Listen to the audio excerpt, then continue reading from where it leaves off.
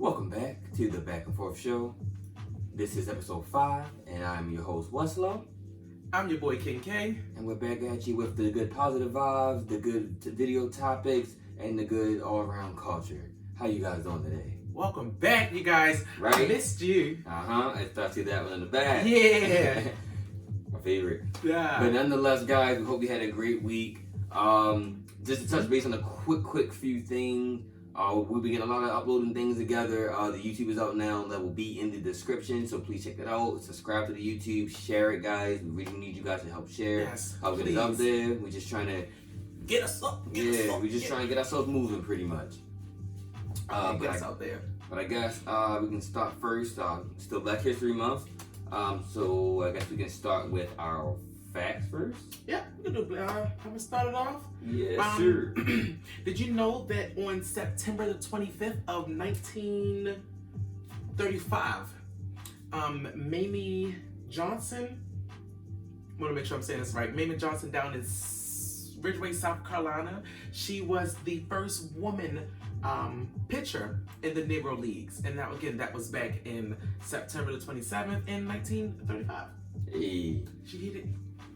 Right. She said, home run. Yes, Lord. Touchdown. Well, in 1926, this is actually when Black History Month in itself started as a thing, because before it was known as Negro, just so I can be quoted, Negro History Week. Mm-hmm. And that was started by Carter G. Woodson. Carter. Right. Real quick, sorry to interrupt. Did you know that Carter G. Woodson was also the one on, nope, that was George Washington Carver. Sorry, he was in a Proud Family. We'll talk about that next week. The peanut, Genomes. I'm done. So there we go for Black History Facts. Again, happy Black History Month to all of our viewers. Yes, you guys are special as well. And I guess we can just dive right into the good topics we have prepared for the good people. Mm-hmm. I think, right, bro? Right before that, I do want to send our prayers and condolences because, again, we are a family on this channel, on this podcast. So we send our prayers and condolences. Please forgive me for the name to... her name is Jeanette Dubois. She is also known as, or AKA Thelma off of Good Times, Auntie Thelma. Send our love and respect and condolences out to you and your family. Also to Della Reese. That was my girl. Della Reese, listen, when she was in Harlem Nights, baby, she shot off that, and then she got that baby pinky toe shot off. She said, pow, you done go to shot off my pinky toe. Rest in peace to Della Reese. And last but not least, again to the rap community, rest in peace, and hopefully they will find the culprits that took out the rapper Juice WRLD. No, sorry, Pop Smoke. Wow, my bad. Sorry, Juice WRLD was on from last time. But anyway, rest in peace to him and those two ladies there. Again, 3 black artists, actresses, and again, a music. Not call him an icon. Can I call him an icon? I guess he could just say rapper. Okay, yeah, a rapper in the music industry. But he definitely had a legacy behind him. Yeah. Definitely did. So shout out to them. Send our prayers and condolences out to them. And from there, let's slide on over to the topics. Okay, so the first thing we got about to hit you guys with, since we are in that, well, flu season is dying down, no pun intended. But okay, vaccinations. So, do you guys believe in getting your shots, when the flu season does come about? Would you like to start, my fellow colleague, or would you like me to jump off first? I take the next one. Go ahead and take this one. Got you. So, me personally, I do not believe in those vaccinations. Like, not to say that it don't work. I'm pretty sure, I get the concept. Mm-hmm. You're supposed to get the shot of it, which is a lower amount, if you will. It's not the full. It's the full flu, but it's a small dosage, if you will. Just enough to give it to your body so you can learn how to fight it off. Mm-hmm. And just so that way you won't have to catch it randomly, where the symptoms can get a lot worse. But from my just personal experience of getting the shot, usually when I don't get like the flu shot, or what other shots do they do besides this? Is it just mainly the flu? I think it's mainly you get the flu shot. I know you got the chickenpox shot and other stuff like that. But at least for now, we're just gonna talk about the flu shot. Just in a general sense. I don't normally get it, and I'm fine. The 1 year I got it, I got mad sick. And I'm talking about like not just sick to the point to where like, all right, I got a little version of the flu, or I got a version of the flu, and then my body learns how to deal with it. I had it before. It may not have been the full flu, but I had it for a while. My man's was out for the count. Yeah. Man down. No. I just go with taking my vitamin C every day. Mm-hmm. Make sure I drink my water as much as I can, Yep. and exercise, and just take care of myself in general. Now, granted, you can't stop all diseases and germs and stuff like that. But you know, you can definitely try your best. But I definitely don't believe in getting the flu shot. Nah. So. Yeah, I'm not a fan of the flu shot. Shout out to everyone that is. Cover your mouth, okay? Wash your hands. Facts. Wash your hands. Facts. Sanitizer. Use it. That's your best friend. 99.9% of germs. Use it again so it can kill the other 1%. Right. Secondly, no, myself, I have not gotten the flu shot since maybe 9th grade year. Probably earlier than that. I will say I do remember time where in middle school, I did get the flu shot and I was down. I mean, everything around me was cold. The house, shout out to my mother, she kept the house on at 82, 83, and I was still cold. They walking around sweating in the underwear and t-shirts, and I'm in a blanket, a Snuggie before it even came out. It was called a throw, came off the couch. Eating chicken noodle soup and Coca-Cola. And my favorite, ginger ale. Ginger ale kills everything. But, and one thing I will say, the flu that they have now that's out, for the last 2 years, the flu has not been caught up to the vaccine that they're given. I don't know if that's a secret I'm letting out, but it has been known that the strain that they're giving in their vaccine is literally 2 years behind. They're still in 2017 and here, 2018 now, and here we are in 2020.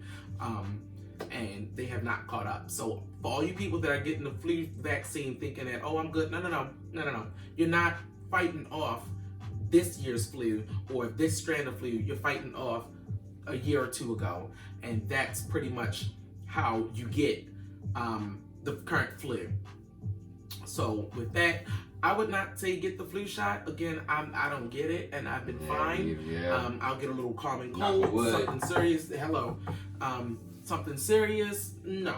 Common cold, like I said, I have upper respiratory sinus, but other than that, no. Just like vaccinating my kids, nah. Same topic, but no. I mean, when they're babies, maybe fine, but like once you like start getting older, because there are a few shot things that you need when you're a baby, but like, just not for me. But moving on to our next topic, though. Moving right along. So this topic is very interesting to me. So what's up? Quick question. Okay. It leads right to the topic. How do you feel about, let's say, a couple when one gender makes more than the other? Do you feel like it can work, or what are your thoughts on that? So my opinion is, when you do have two people in a relationship and one makes more than another, let's start like, because it really doesn't even matter what they say, male or female, but if you still decide to be a team, everything will still work out. Like, I don't care who makes more. The responsibilities of the household should not be on one person. Everything should be divided out. You guys are a team. You guys need to be doing things equally. Because the first thing that someone will think when they fully supporting somebody, especially another grown-ass person, is, well, what do I need you for? Facts. If I'm taking, you know what I mean? Because I can go get anybody then. Yeah. You know? And then even though people can think that either way, at least, you know, you still want to have like independence too. You don't never want someone else fully taking care of you. Not at all. You know, I mean, if you want to make that sacrifice, fine. You know, to each their own. But I know me personally, I wouldn't. You know, me and my wife, we split everything down the middle. We take care of each other, you know what I'm saying? It's a team effort. Okay, understandable. The way I feel about it is, yes, everything should be split down the middle. However, if my significant other is a billionaire, work, me, what, where? Well, sorry. We're talking about that type of gap. Okay. But back so we will keep it. Keep normality in play. We're going to keep normality in play. One may make a little bit more, but because we're talking about like less than a $10,000 limit. Okay, so it's like it's a couple extra dollars in your pocket per paycheck. $10,000. Look, you need to cover this, and this, and I got that, and that. And again, honestly, I feel like that's how it should be.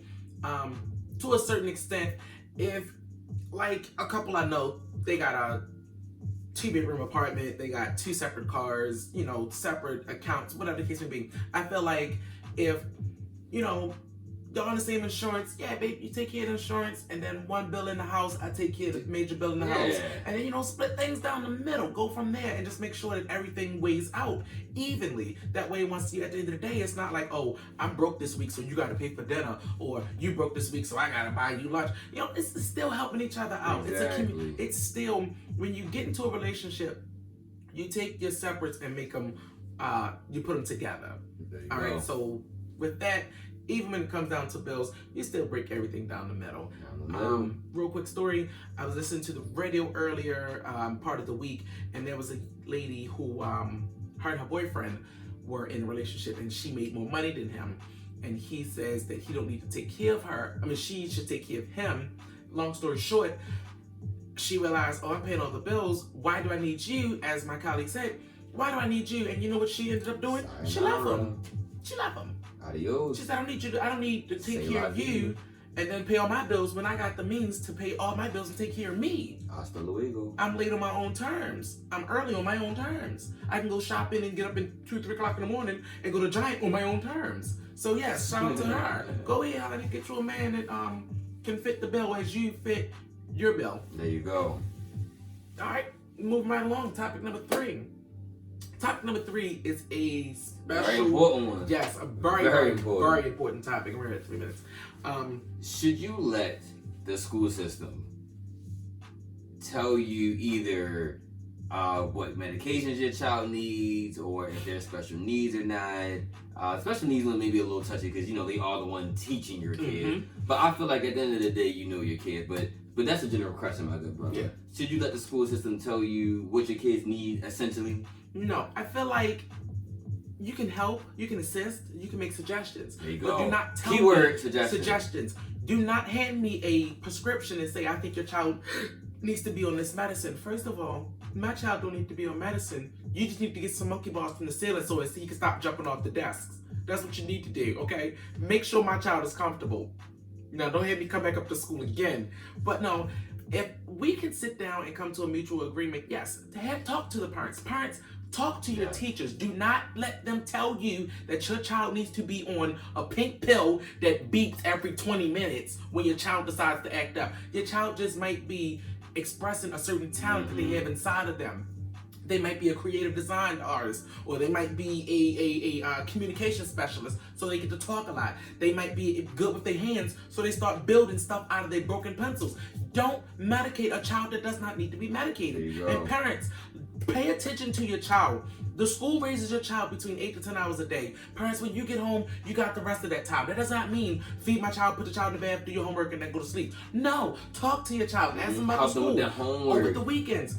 Adjust your child's arrangements to where you're paying attention to your child and not out on the weekends. Do not let the school system just raise your child, because your child will come out as a zombie. Perfect example, my little brother was placed on, my little brother, I always speak from experience. My little brother was placed on medicine, and he went from doing this and da-da-da,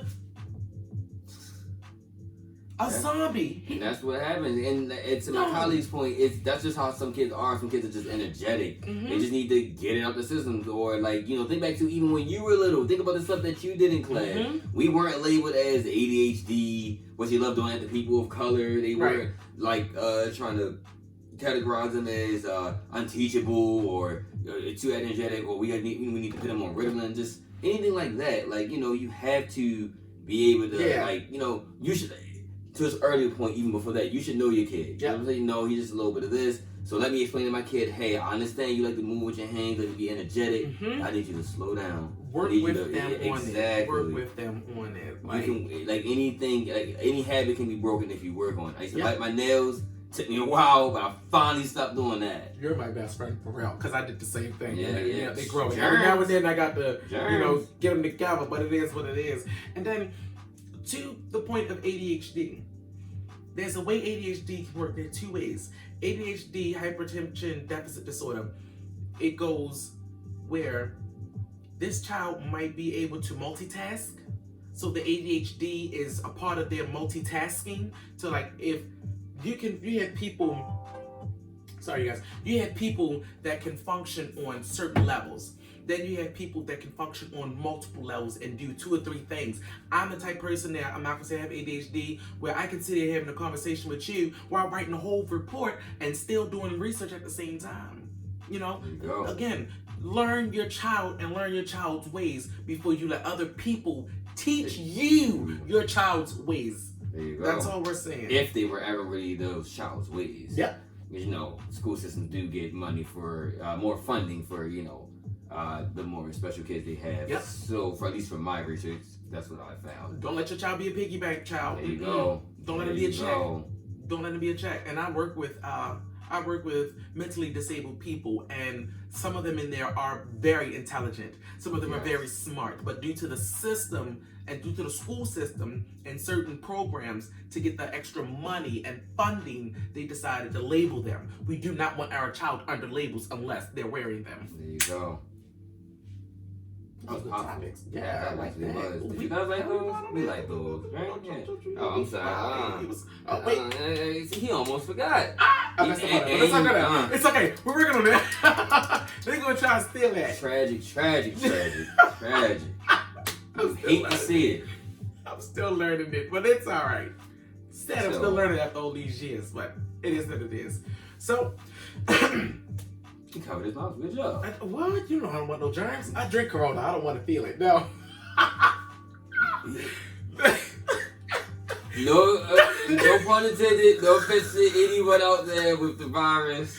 I love you guys. Well, bro, come on, bro. All right, that's it.